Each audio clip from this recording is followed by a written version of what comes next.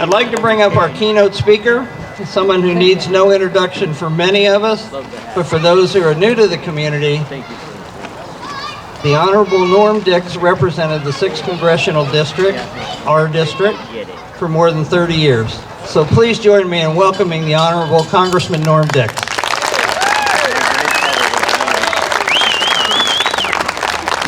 Thank you, Larry. I'd like to welcome all of you today to the Port of Allyn Centennial celebration. For any institution to not only last, but to grow for a century is quite an accomplishment. And there are literally hundreds of people to thank. Past commissioners, and of course the taxpayers of the Port District, past and present. I'm one of those. And we take this opportunity to salute each and every one of them for their contributions. Some things that you may not know about the Port of Allyn. The Port of Allyn is the oldest port district in Mason County and the 3rd oldest port in Washington State. It was officially chartered on September 10th, 1921 to promote industry and commerce and provide a commercial dock for both Allyn and Belfair. The original Allyn dock was at the same location as today's dock. A large wharf was built at the end, which included a covered warehouse used to store lumber, grain, and other goods for local businesses. The south end was a covered storage shed, which eventually was converted to an oyster processing plant. Oysters are big in Allyn. For many years, steamships, think about that, made regular scheduled trips from Allyn to Tacoma, Steilacoom, and Shelton, transporting mail, passengers, and freight. During World War II, workers at the Puget Sound Naval Shipyard in Bremerton occupied all the close-in available housing. So many workers and military settled in Belfair and Allyn and never left. The oyster industry grew substantially. Then, due to the rationing of meat, the North Bay of Case Inlet, as we all know, is very productive for shellfish. And until 1974, the covered shed on the dock was leased to a succession of oyster companies. As the population grew, there was public pressure for the port to provide access to Hood Canal. That's where I live. And we wanted them over there on the North Shore. And I always was amazed at how important that facility was for us boaters. In 1940, the property was purchased, and 2005 saw the replacement of the ground level launch ramp south of the dock, including addition of a boating float. Acquisition of 160 feet of shoreline property expanded the launch area for easier boater access. An upgrade and expansion of the community water system was completed in 2006, including replacing and expanding all piping. 2 new fire hydrants were added, and the port also purchased property for construction of a water tank. The port was granted a water right in 2010 for approximately 1,000 hookups, which should meet the needs of the Allyn UGA for the next 20 years. The Sargent Oyster House, the last existing structure of its kind on Puget Sound, was moved to the port property in 2014. Restoration funding was finally secured, probably by Kilmer, and stabilization and repair of the building began in 2018. All that remains is for the siding to be installed and the building moved to its permanent waterfront location. The last piece of property directly adjacent to the waterfront park was purchased in 2019, and the 1940s era structure on the property demolished in 2020. The floating dock at the end of the pier was severely damaged in a windstorm in January of 2020.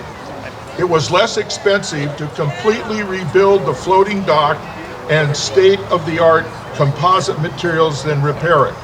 Grant funding paid for the full-service marina constructed there that can handle boats up to 50 feet in length.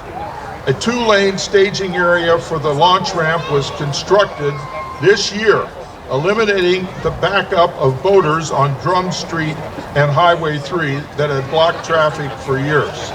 So as you can see, the port has a century of history and a century of accomplishments to be proud of.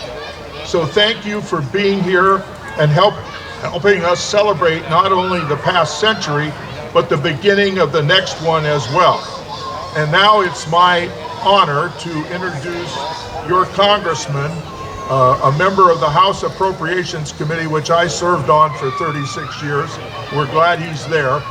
And he's doing an outstanding job and is my favorite congressman, Derek Kilmer.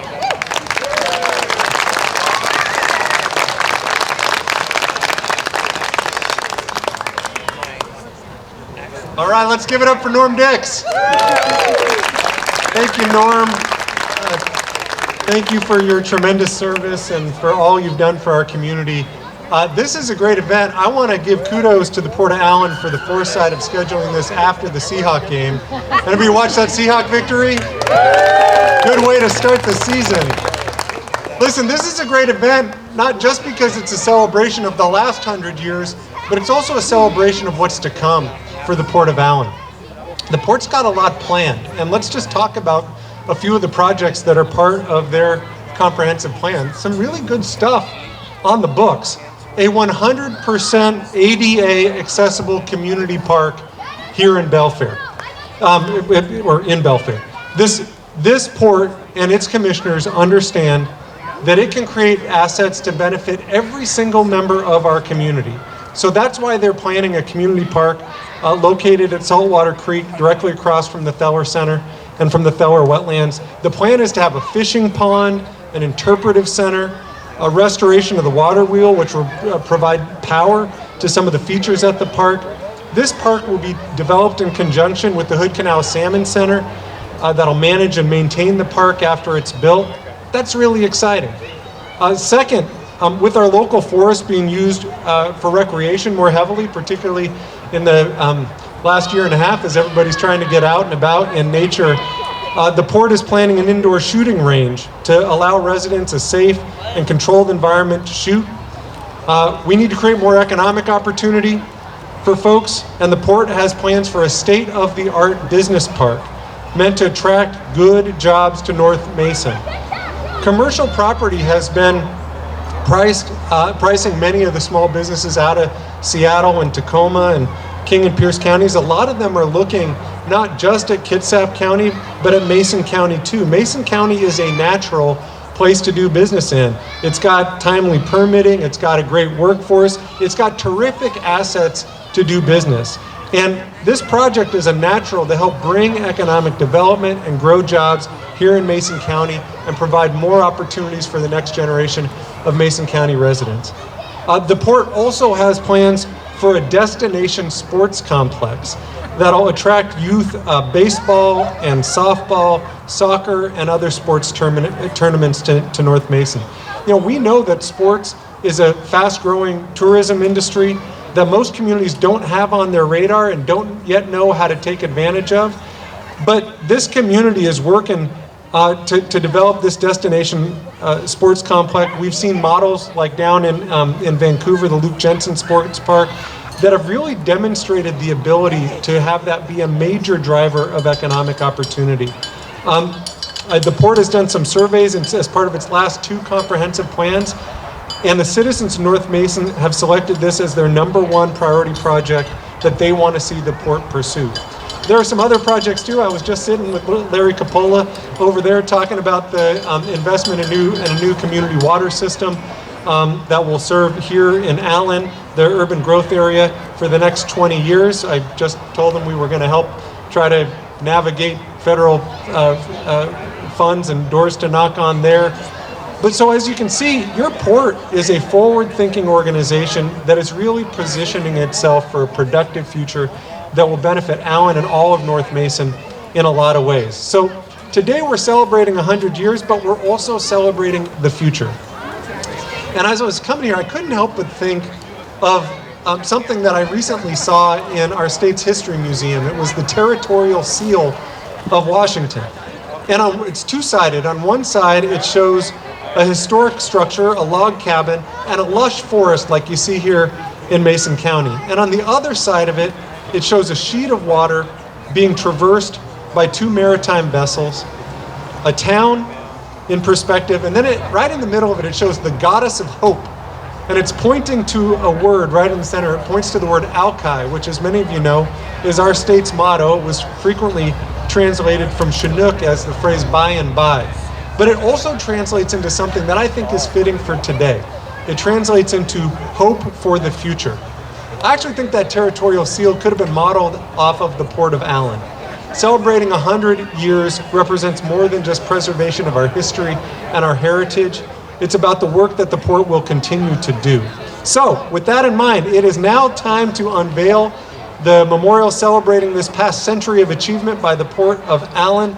The monument is meant to honor everyone who has had a hand in the success of the port over these 100 years. It was designed by former Port Commissioner Keith Chamberlain, owner of Ornamental Stone here in Allyn, topped by a piece of artwork created just for this occasion by renowned Belfair artist James Kelsey, whose work is displayed locally at the Norm Dix Building and at Olympic College, the Bremerton Police Headquarters, and the Kitsap County Fairgrounds. So with that, if the Port Commissioners Judy Scott, Ted Jackson, and John Sheridan want to walk over to the monument, I guess we can unveil it.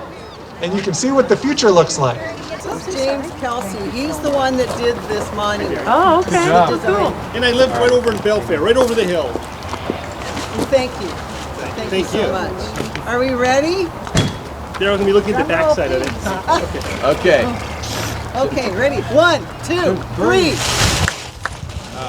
Wow.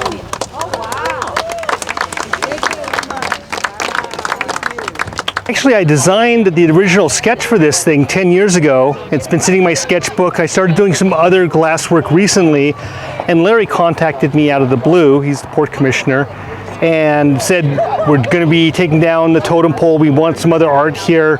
Can you come up with something? And I'm looking through my sketchbook for inspiration, and I saw this, and I thought, it's right on Case Inlet, there's the water, there's whales, and for me, this sort of is orca breaching, but it's also the water, it's the cascades, the glaciers, the color of the glass changes, so it's very water-like, and I just thought the perfect spot for this would be here with the water, 50 feet away. So I presented it to him, and the commission liked it, so we got started.